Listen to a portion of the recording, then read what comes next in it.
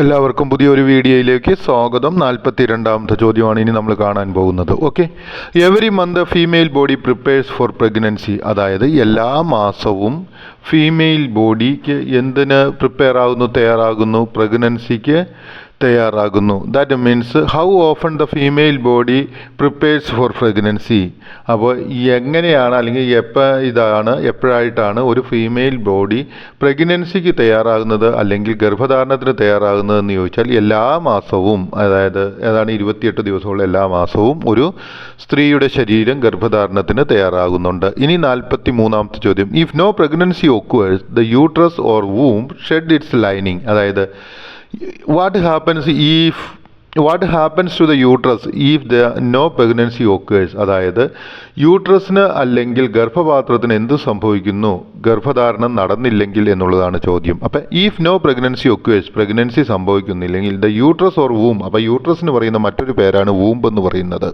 Okay, sheds its lining. അതായത് വൂമ്പിനകത്ത് രൂപപ്പെടുന്ന ഒരു ലൈനിങ് അല്ലെങ്കിൽ ഒരു കവചമുണ്ട്, ആ കവചത്തെ പുറത്തേക്ക് കളയുന്നു. ഓക്കെ, ഇനി 44ാമത്തെ ചോദ്യം, menstrual blood is partly blood and partly tissue from inside the uterus. Okay, അപ്പോൾ നമ്മളോട് ചോദിക്കുകയാണ് what is the content of menstrual blood എന്ന് ചോദിച്ചാൽ നമ്മൾ പറയുക menstrual blood is partly blood. അതായത് മെൻസ്ട്രൽ ബ്ലഡിൻ്റെ ഒരു ഭാഗം എന്താണ്? ബ്ലഡ് ആണ്. ആൻഡ് പാർട്ട്ലി ടിഷ്യൂ, അതുപോലെ തന്നെ ഒരു ഭാഗം കലകളുമാണ്. ഫ്രം ഇൻസൈഡ് ദ യൂട്രസ്, അത് എവിടെ നിന്നാണ് വരുന്നത്? യൂട്രസിൻ്റെ ഉള്ളിൽ നിന്ന് വരുന്ന അല്ലെങ്കിൽ ഗർഭപാത്രത്തിൻ്റെ ഉള്ളിൽ നിന്ന് വരുന്ന കലകളും രക്തവും കൂടി ചേർന്നതാണ് മെൻസ്ട്രൽ ബ്ലഡ് എന്ന് പറയുന്നത്. ഓക്കെ, ഇനി 45ാമത്തെ ചോദ്യം, the menstrual cycle is the process through which a woman's body prepares for pregnancy. അപ്പോൾ how do അല്ലെങ്കിൽ ഇൻ വിച്ച് മാനർ അല്ലെങ്കിൽ in which process the woman's body is preparing for pregnancy, അല്ലെങ്കിൽ ഏത് രീതിയിലാണ് ഒരു സ്ത്രീയുടെ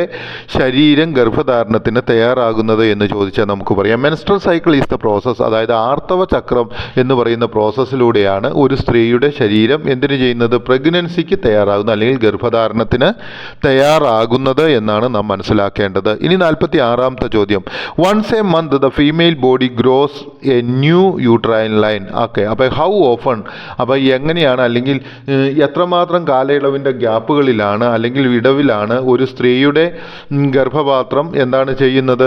യൂട്രൈൻ ലൈൻ രൂപപ്പെടുന്നത്. Okay, once a month, മാസത്തിൽ ഒരിക്കലാണ് ഒരു സ്ത്രീയുടെ ഗർഭപാത്രം ഗർഭപാത്രത്തിൽ യൂട്രൈൻ ലൈനിങ് രൂപപ്പെടുന്നത്. ഇനി ഒരു കാര്യം ഞാൻ പ്രത്യേകമായിട്ട് പറയട്ടെ കേട്ടോ. സാധാരണ ചില കുട്ടികൾ വിചാരിക്കും 1-ാം തീയതി മുതൽ 30-ാം തീയതി വരെയാണ് ഈ ഗർഭകാലത്തിൻ്റെ കാലാവധി എന്ന്. അങ്ങനെയല്ല, ഇത് ഏത് സമയത്താണോ ഇത് തുടങ്ങുന്നത്, അത് ചിലപ്പോൾ 1-ാം തീയതി ആയിരിക്കാം ഈ മെൻസ്ട്രൽ സർക്കിൾ തുടങ്ങുന്നത്, ചിലപ്പോൾ 10-ാം തീയതി ആയിരിക്കാം മെൻസ്ട്രൽ സർക്കിൾ തുടങ്ങുന്നത്, ചിലപ്പോൾ 20-ാം തീയതി ആയിരിക്കാം, ചിലപ്പോൾ 23-ാം തീയതി ആയിരിക്കാം. അപ്പം ഡേറ്റ് ഏത് വേണമെങ്കിലും മാറാം. ഒരു 1-ാമത്തെ മാസം മുതൽ 1-ാമത്തെ മാസത്തിൽ 1-ാമത്തെ ദിവസം മുതൽ 30-ാമത്തെ ദിവസം വരെ എല്ലാ സ്ത്രീകൾക്കും മെൻസ്ട്രൽ സർക്കിൾ ഉണ്ടാകണമെന്നില്ല, ചില സ്ത്രീകൾക്ക് ഉണ്ടാകാം. ഓക്കെ, അത് നിങ്ങൾക്കൊരു ജനറൽ ഇൻഫർമേഷനായിട്ട് ഞാൻ പറഞ്ഞു എന്നേ ഉള്ളൂ.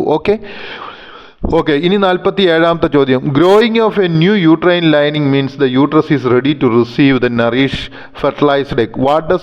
What does it mean by growing of a new uterine lining? അതായത് ഒരു പുതിയ യൂട്രൈൻ ലൈനിങ് രൂപപ്പെടുന്നു എന്നതിൻ്റെ അർത്ഥം എന്താണ് എന്നാണ് ചോദിച്ചിരിക്കുന്നത്. Growing of the new uterine lining means എന്നതിൻ്റെ അർത്ഥം എന്താണെന്ന് ചോദിച്ചാൽ യൂട്രസ് അല്ലെങ്കിൽ ഗർഭപാത്രം ഈസ് റെഡി ടു റിസീവ്. എന്താണ്? ഗർഭപാത്രം റെഡിയായിരിക്കുവാണ്, റിസീവ് സ്വീകരിക്കുവാൻ. എന്ത് സ്വീകരിക്കുവാൻ?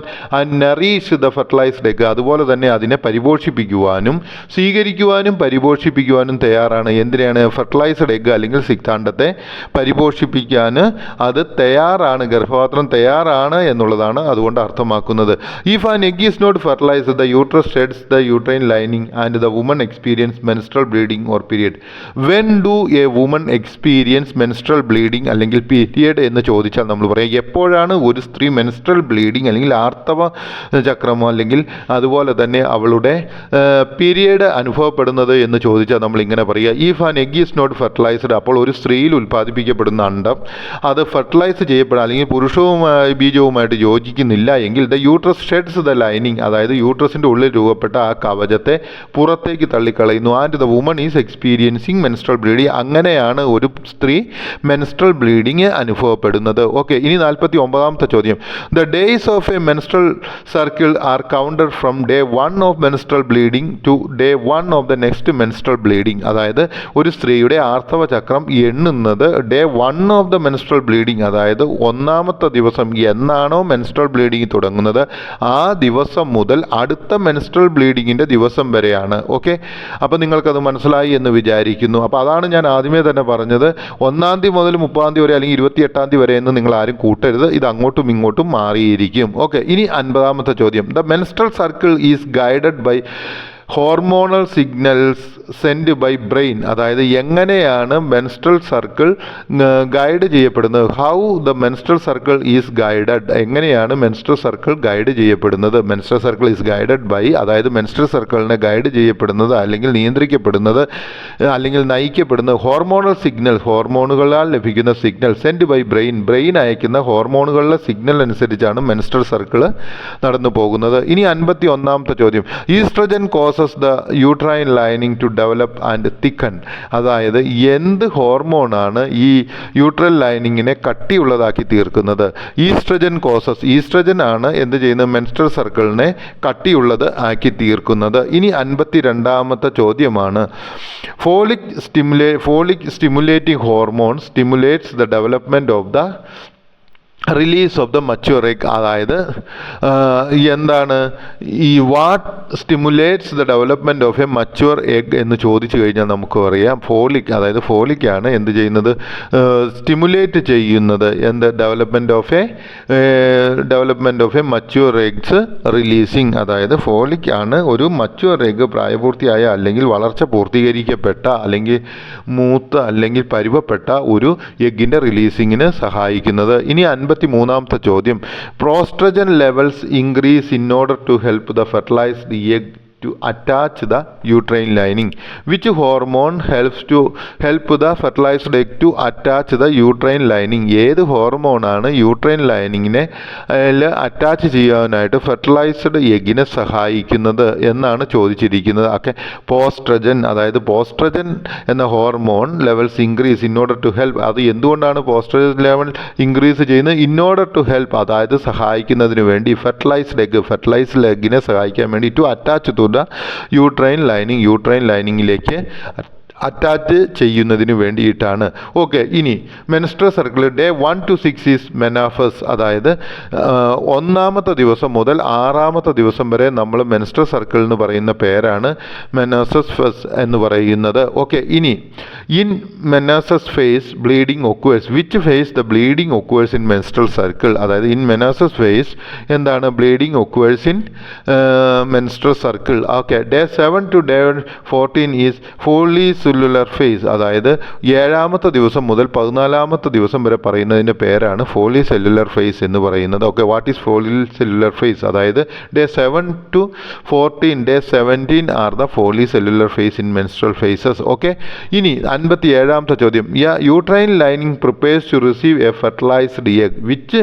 What prepares to receive a fertilised egg in the womb? അപ്പോൾ യൂട്രൈൻ ലൈനിങ് ആണ് എന്ത് ചെയ്യുന്നത്, ഫെർട്ടിലൈസ്ഡ് എഗ് അല്ലെങ്കിൽ എംബ്രിയോയെ റിസീവ് ചെയ്യുവാനായിട്ട് തയ്യാറാകുന്നത്. അപ്പോൾ when is ovulation takes place? Day 14 is ovulation day.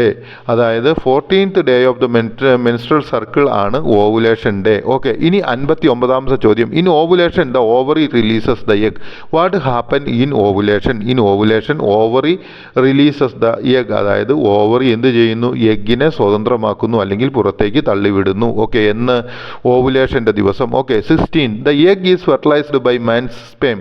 How do, അല്ലെങ്കിൽ with what the egg is fertilized? Okay, the egg is fertilized by a man's sperm. അതായത് ഒരു പുരുഷൻ്റെ ബീജം കൊണ്ടാണ് ഒരു എഗ്ഗ് ഫെർട്ടിലൈസ്ഡ് ആയി തീരുന്നത്. ഓക്കെ, ഇനി 61-ാമത്തെ ചോദ്യം, day 15 to 28 are secretory phase. അതായത് what is secretory day phase എന്ന് ചോദിച്ചു കഴിഞ്ഞാൽ day 15 to 28 of menstrual circle are called secretory phase. Okay, ഇനി 62-ാമത്തെ ചോദ്യം, the egg travels through the fallopian tube to the uterus. Okay, from ovary how do the egg reach in uterus? അതായത് egg travels through the fallopian tube to the uterus, അതായത് fallopian ട്യൂബിലൂടെ യൂട്രസിൽ എത്തിച്ചേരുന്നു. Okay, ഇനി 63ാമത്തെ ചോദ്യം, the embryo may attach to the uterine lining. Okay, to what the embryo is attached? The embryo is attached to the uterine lining, അതായത് embryo uterine ലൈനിനോടാണ് പറ്റിച്ചേർന്ന് കിടക്കുന്നത്. ഇനി 64ാമത്തെ ചോദ്യം, if the egg is not fertilised the uterine lining will shed and the menstrual circle will begin. When do menstrual circle beginning? Okay, if the egg is not attached, fertilized, അതായത് ഈ egg സ്ത്രീയിൽ ഉൽപ്പാദിപ്പിക്കപ്പെടുന്ന egg fertilised ചെയ്യപ്പെട്ടിട്ടില്ലെങ്കിൽ the uterine lining will shed. Uterine ലൈനിങ്ങിന് എന്ത് സംഭവിക്കും? അത് അവിടെ നിന്ന് പൊഴിച്ചു കളയുവാനായിട്ട് നോക്കും. ഷെഡ് എന്ന് വെച്ചാൽ പൊഴിച്ചു കളയുക എന്നുള്ളതാണ് ഇവിടെ അർത്ഥമാക്കുന്നത്. അങ്ങനെയാണ് ഈ സ്ത്രീയുടെ മെൻസ്ട്രൽ സർക്കിൾ ബിഗിൻ ചെയ്യുന്നത്. ഇനി 65ാമത്തെ ചോദ്യം, menstruation has 4 phases. How many phases menstruation have? എത്ര ഫേസസ് ആണ് മെൻസ്ട്രേഷൻ ഉള്ളത്? മെൻസ്ട്രേഷൻ ഹാസ് 4 phases, അതായത് മെൻസ്ട്രേഷന് 4 phases ആണ് ഉള്ളത്. എനിക്ക് തോന്നുന്നു ഈ പാഠഭാഗം നിങ്ങൾക്ക് മനസ്സിലായെന്ന്. അടുത്ത വീഡിയോയിലേക്ക് പോകാം.